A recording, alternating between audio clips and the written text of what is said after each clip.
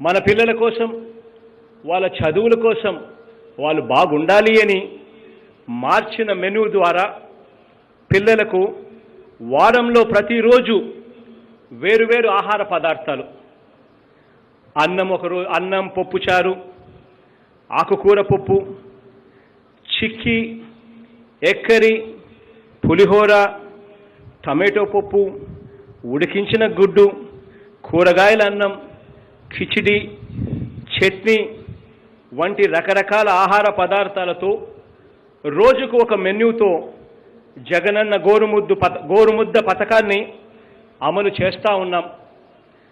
36,89,000 మంది పిల్లలకు మేలు చేస్తూ ఇందుకోసం ప్రతి ఏటా 1,600 కోట్ల రూపాయలు చిరునవ్వుతోనే ఖర్చు పెట్టడానికి సిద్ధపడ్డామని చెప్పి ఈ సందర్భంగా సవినీయంగా తెలియజేస్తాం.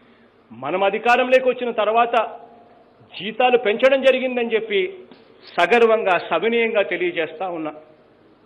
కాంట్రాక్ట్ ఉద్యోగస్తులుగా పనిచేస్తూ ఉన్న వాళ్లకు టైం స్కేలు మన ప్రభుత్వం వచ్చాకే అమలు చేశాము అని చెప్పి ఈ సందర్భంగా తెలియజేస్తా ఉన్నాను సవినయంగా.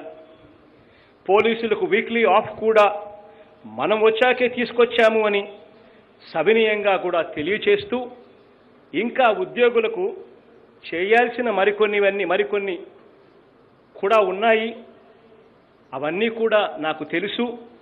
వారందరికీ కూడా మరింత న్యాయం చేసేలా రాబోయే రోజుల్లో మరికొన్ని నిర్ణయాలు కూడా ఖచ్చితంగా తీసుకోవడం జరుగుతుంది అని ఈ సందర్భంగా సవినయంగా తెలియజేస్తా ఉన్నా. గత 1.5 సంవత్సర కాలంలో ఎన్నో సవాళ్లను ఎదుర్కొన్నాం. మానవాళి చరిత్రలో అత్యంత గడ్డు కాలాన్ని మనమంతా కూడా చూసాం. కనిపించని శత్రువు చేస్తున్న దాడిని ఎదుర్కొనే విషయంలో మొత్తం శక్తినంతా కూడా కూడుకొని ఎదిరించడం కూడా మన రాష్ట్రమంతా కూడా చూసాం. కోవిడ్ దానివల్ల ప్రభుత్వానికి కష్టాలు వచ్చాయి. గత 16 నెలల కాలాన్నే తీసుకుంటే రెవెన్యూ మనం ఆశించిన రీతిలో రాలేదు. ఎక్స్పెండిచర్ వ్యయం మాత్రం మనం అనుకోని విధంగా, ఊహించని విధంగా పెరిగింది.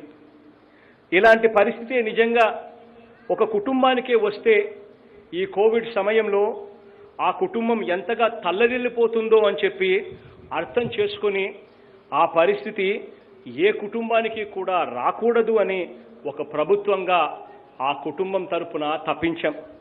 ప్రతి ఒక్క రూపాయి కూడా ప్రజలకే నేరుగా ఇవ్వడం జరిగింది. కరప్షన్ అనేది లేదు, వివక్ష అనేది లేకుండా నేరుగా ఇవ్వడం కూడా జరిగింది.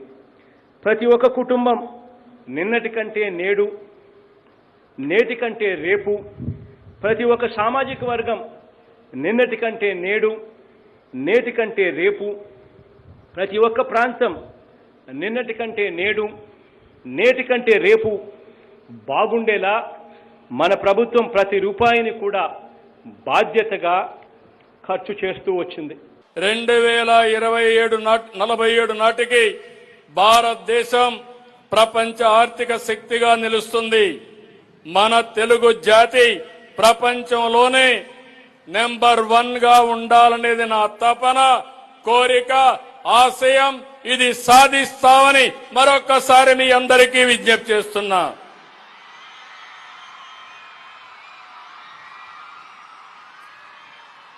ప్రధానమంత్రి నరేంద్ర మోడీ గారి నాయకత్వంలో 2047కి భారత్ ప్రపంచ ఆర్థిక శక్తిగా నిలుస్తుంది. త్వరలోనే 3వ పెద్ద ఆర్థిక వ్యవస్థగా అవతరిస్తాం. మనది డెడ్ ఎకానమీ కాదు, గుడ్ ఎకానమీ.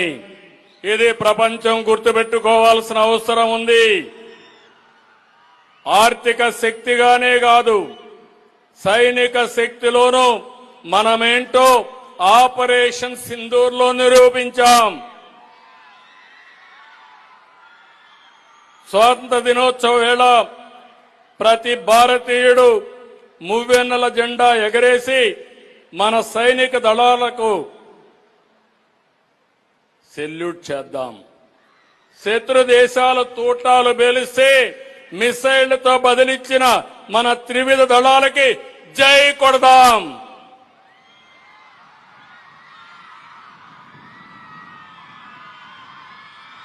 మరొకసారి మనమందరం